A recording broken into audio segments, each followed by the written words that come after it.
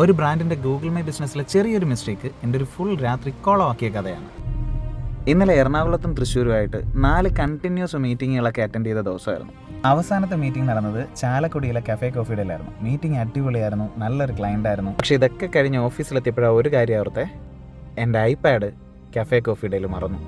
രാത്രിയായാലും മഴയായാലും കുഴപ്പമില്ല, സാധനം ഇന്ന് തന്നെ കിട്ടണം, ഇല്ലെങ്കിൽ നാളത്തെ പരിപാടിയൊക്കെ കുളമാവും. സോ ഫോൺ എടുത്തു, ഗൂഗിൾ ചെയ്തു.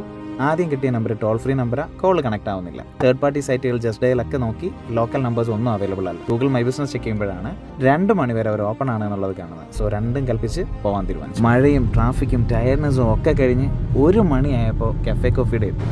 Unfortunately shop close. എന്താ ചെയ്യേണ്ടതെന്ന് ഒരു പിടിയില്ല. വേറെ ഒരു വഴിയില്ലാത്തതുകൊണ്ട് ഞാൻ തിരിച്ച് ഡ്രൈവ് ചെയ്തു. ഇന്ന് രാവിലെ എണീറ്റ് വീണ്ടും ചാലക്കുടിക്ക് ഡ്രൈവ് ചെയ്തപ്പോൾ കഫേ കോഫിയുടെ ടോൾ ഫ്രീ നമ്പറിൽ ഒരിക്കൽ കൂടെ ട്രൈ ചെയ്ത് നോക്കി. അപ്പോൾ ഒരു കാര്യം മനസ്സിലായി, customer support will be available from 9:30 to 9 p.m. 9:30 am to 9 p.m. എന്തായാലും അധികം കൺഫ്യൂഷൻസ് ഒന്നും ഇല്ലാതെ ഐപാഡും കാര്യങ്ങളൊക്കെ എനിക്ക് തിരിച്ചു. ഇന്നലെ എൻ്റെ ഒരു ബാഗ് നിങ്ങൾ 2 മണി വരെ ഉണ്ടല്ലോ?